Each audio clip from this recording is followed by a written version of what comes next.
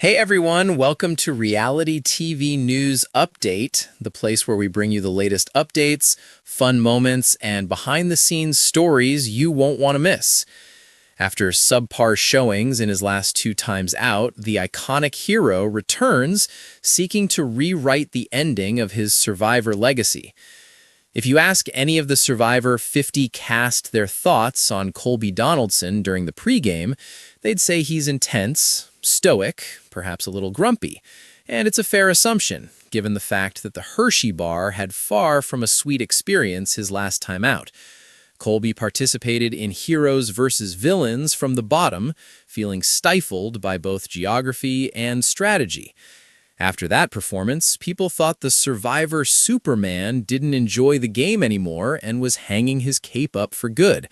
But make no mistake, despite his demeanor, Colby is perhaps one of the most excited people to be back on the beach. Since season 20, he left the Hollywood life behind, settling back down in his home state of Texas. However, he has continued to watch the show, which has increased his desire to alter the story's conclusion. Despite playing almost 100 days, the 51-year-old has unfinished business as the welder hopes to bring heat in a way he hasn't in decades. To ensure that he has a much happier ride into the Survivor sunset, the ranch owner plans to mend fences with old adversaries and make new era friends. Continue reading for my interview with Colby, and don't forget to check Parade every day for more information about this season's contestants and interviews. Survivor 50 premieres on Feb 25th with a 3-hour episode on CBS. Interview with Colby Donaldson for Survivor 50. Colby, I love the way you look. You seem ready to immediately resume hosting Top Shot. Yes, it is, in a way, my wardrobe, isn't it? They told us, we want you to submit a look similar or same to what you've worn in seasons past and you've become known for. So I break out the denim button-down shirt and send it in, and the khaki pants and hiking boots. And bang, they go, yep, that's it. You can bring that now. Is this necessarily tropical weather clothing? Hell no. This is the last thing I would be wearing on a beach in Fiji. But by this point, I'm sure fans are aware that you can't wear anything that repels or resists water. All you can wear is full-fledged cotton, which you sweat your asses through when you hit the beach. However, it's what it is. Stoked to be here. Well, let's talk about what got you back into the familiar denim. Evidently, Survivor has played such a significant role in your life. How does it feel to be back after 15 years away? Unbelievable. Nothing but complete and utter excitement and gratitude. There's a lot to unpack here. I don't feel any pressure because I'm no longer perceived as any threat. Based on my performance in Heroes versus Villains and All-Stars, I'm certainly not the physical threat that I was back in the early days in Australia, right? Additionally, I find it amusing that as a result of my awful performance in Samoa, I am somewhat under the radar in terms of physical threats. And you've got guys like Jonathan on the beach and Joe. I can't wait to meet those people. I hope I get to play with them, although I'm sure I'll have to go against him a time or two. But dude, if it's a swimming challenge and you've got Ozzy and Jonathan, first of all, those two Goliaths, I can't wait for those two to face off in a water-based challenge. Jonathan, if he isn't already, will be a legend like Ozzy. So it's pure excitement. I'm flattered. I'm humbled to be back. But I've just got a headspace that I didn't have the two previous times. This time, I feel more like I did before I went to Australia. All these years, 25, a quarter of a century later than the first time I played. And a lot of that has to do, Mike, with that I moved back to Texas, my home state, a decade ago, and got back to doing what I was doing the first time I applied. I've been a welder my whole adult life. I weld and have a small fabrication shop. I got back into ranching, and I'm still ranching the same land that my great-grandfather ranched 4 generations ago. So that has really centered me, and it also has allowed me to re-engage as a fan of Survivor and watch all of the recent seasons, and I have gotten back into it. I really have embraced the new era, just in terms of how the game's played. I've watched and appreciated some of the recent seasons. 48, the thing with Joe and Eva, was unbelievable, but then to see Camilla and Kyle maneuver their way through and do it unbeknownst to everyone else, I think this is some of the best gameplay I've ever seen in the show's history, because they were so secretive successfully, and then to divulge it at Final Tribal the way they did. I mean, if you're a fan of the show, how can you not like seeing that stuff? So it's a little weird when you show up on the beach and those are the people you're facing off against, because I'm a fan of theirs. That's interesting, because in Heroes vs. Villains, one of the first things you do is ask Candace if she knew some of the people on your tribe. And at the reunion, you talked about your displeasure at what was then the new school game, including the limits on exploring outside of camp. So, a lot of people have been wondering how you would get used to a fast-paced, new-era game.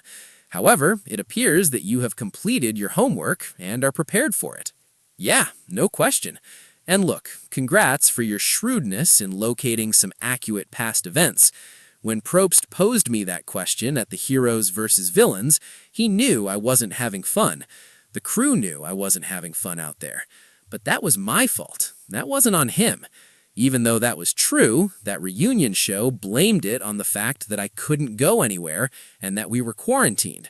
And I don't even remember now exactly how accurate that statement was, but that didn't make it the fault of production or the fault of Survivor that I didn't have fun. That was my fault. That was my fault for not finding the adventure. And you bet I've not only studied the new era in these new players and their gameplay, leading up to 50 once I knew I was at least in the run. I wasn't so confident to believe I was going to make it on the season. I was a long shot at best. But I thought it wise to at least begin to freshen up and study, and I was watching the show already, but there were some seasons I missed. So I went back and started watching some of the gaps, filling in the gaps with seasons I hadn't watched. However, if you're going to study film on your opponents, you also have to examine film on yourself to determine what went wrong. So I rewatched Heroes vs. Villains, as painful as it was, and I watched back All-Stars, as painful as it was. Therapy in the depths. Well, you're right. I think it's easier for me to watch those now that I'm 51 years old, because I'm in such a reflective phase of my life. It's easier for me to go back and watch those shows twofold. One, as a fan, but two, as a person who wants to do better in life, and a student of people. And so there were a lot of mistakes I made, and I would carry those all the way back to Australia. As good of a game as I played, I really fumbled the ball in a lot of social aspects, specifically regarding jury and how I handled Final Tribal Council and all those sort of things. So, Mike, I've researched that. And I've looked at it from the standpoint of, one, I want to do better as a human being, just in my daily life, and I don't like the fact that those elements of me are forever frozen in digital media, where people can go back and look at them, and now, with streaming services, they can find them even easier. I am extremely proud of Australia. I'm not so proud of All-Stars and Heroes vs. Villains. To be honest, that motivated me to return out here to rectify some of those wrongs and to finish this game the way I started it. Success is more than just winning $1 million. There is, at least for me. However, that doesn't mean that I won't make every effort to achieve my goal and take home the money. I'm motivated by the money, but this season can still be a success for me, even if I don't win the money. But I had the opportunity to try new things this time. Well, let's test how much you've studied up. We're going to play a game called Friend or Foe. I'm going to give you a name of someone on the cast, and you have to tell me if there's someone you want to work with or someone you see as an enemy or threat. Now, mind you, Mike, but I'm going to be shooting from the hip here because many of these players I don't know. Even though I did my homework, I missed some seasons. And there are others, I won't say who exactly they are, but a few people showed up here. I know who they are, but I didn't watch their season. So I'm firing from the hip. And then we've got the 2 wild cards from season 49. Let's start with Jenna, another all-star. A friend will be Jenna. I think there's no question. First and foremost, honored to have the OG here. Out of this group, Jenna is the true OG. There's no way. She was present in All-Stars even though we were on separate beaches, despite the fact that I was unable to play with her. Even though we were on the same season, I have not only not played with Jenna, but also never met her in person. However, I don't see much stumbling or difficulty, so we'll put her in the friend category. How about your former Heroes versus Villains ally, Stephanie? Friend, without question. Again, it has been 16 years since I last saw or talked to her, but she will be my sister on the beach. I have no doubt at all. She's a friend. What about Siri, in light of the fact that you were a part of the Heroes versus Villains? This will surprise a lot. I actually think Siri is a friend. Tom Westman would agree with me if he were sitting here now. We both made huge tactical errors in Heroes versus Villains, not approaching Siri and trying to work with her. She would say the same thing if she were seated here. These two idiots should have worked with me, is what she would say. I won't make that same mistake again. Also, gosh, she's a huge threat. I mean, she's a legend in her own right. I'm not sure Siri's long for this game, because I think she's going to get targeted early. And if I know Siri, I think Siri's okay with that. I'm not. I believe Siri would actually be content not to win this season, given how many other shows and projects she has worked on. But she's going to be a friend. Ozzy? Without any doubt, friend. He was never played with. Don't know him? I cannot wait. I mean, he's one I'm truly looking forward to playing with. And I know it's going to sound cliche because we're both old school, but I think I'll be able to connect with Ozzy. What about someone you know rather intimately? Coach. Coach, I can assure you that he uses the third person and sits in this seat. He'll probably use the Dragon Slayer at least twice in that interview. That being said, Coach also believes, probably rightfully so, that he should have been on the Heroes tribe. I don't think Coach views himself as a villain, and I'm not sure I do either. With Coach and me, I think we might see the next real bromance on this show. Going out on a limb here. Don't know the guy, but because we're of the same vintage, we're both in our 50s now, I think the dude hopefully is chilled out a little bit in terms of just how serious he takes himself. I am aware that he will take the game seriously.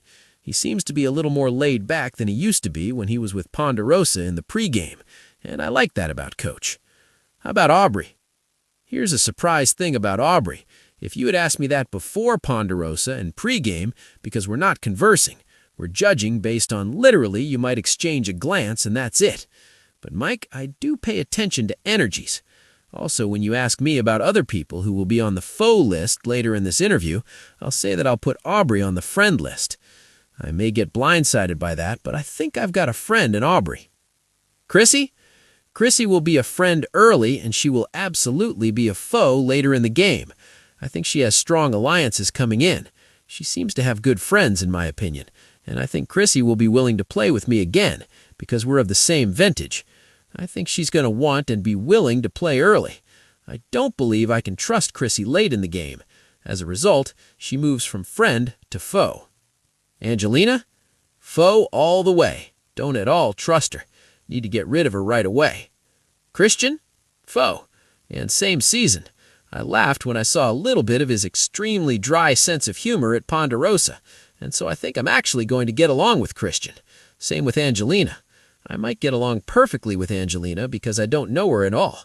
I'll never trust her, just based on what I know, and I think she's a huge threat. Because she will always be a foe, I will target her. Christian could be a friend, but I see him more as a foe. How about Mike? God, he's a wild card for me. I didn't watch much of that season. I obviously know his background. I didn't really know that before I got into this, but I now know. Mike, he's a wild card for me. I have no idea where to put him.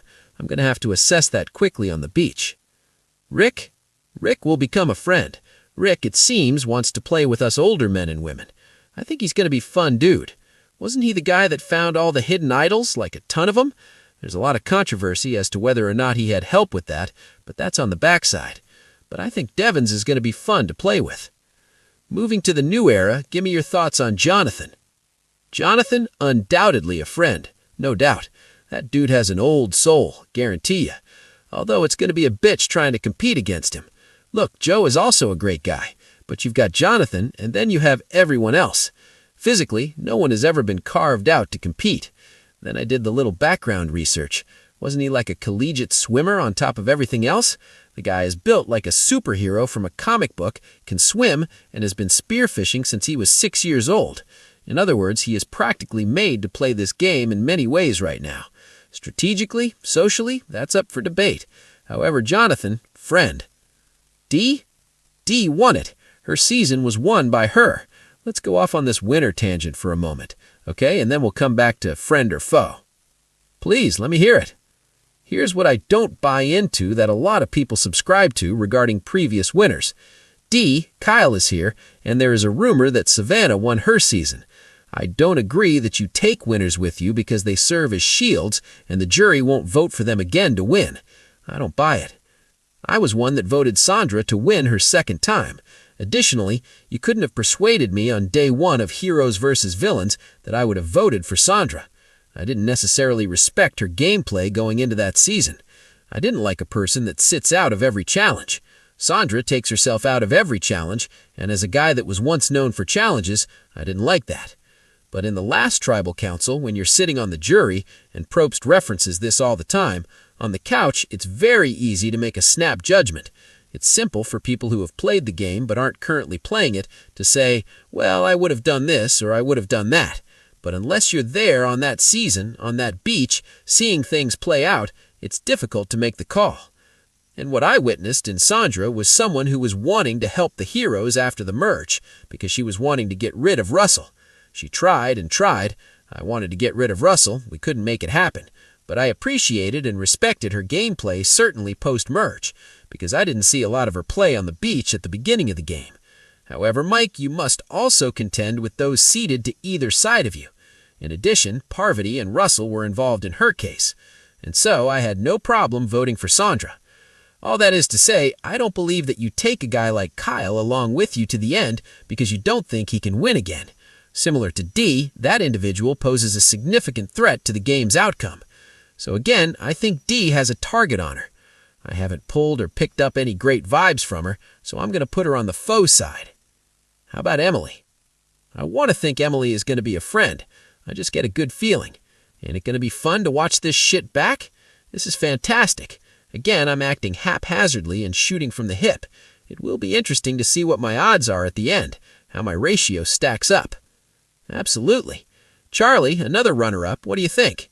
I like Charlie. Since we both enjoyed Taylor Swift, I think we will connect. In that I will be able to trust Charlie for some time, I think Charlie is like Chrissy. There will then transition to a time when I have to be very wary of Charlie. He's also brilliant. He's a smart dude, smart player, great player. So I think Charlie is another one that goes from friend to foe. Q? Q, foe only.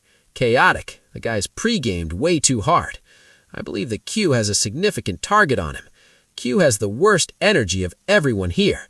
I don't think I would be alone in saying that, and I don't know why that is. I don't know him. I would look forward to get to knowing him on the beach, and he's clearly a talented player in a lot of ways. He's a super physical guy. He's going to be great in challenges. He just radiates negative energy, so he's on my foe list. Tiffany? I literally have in my journal notes, Mike, wild card. I cannot get a read on Tiffany. I don't know a ton about her.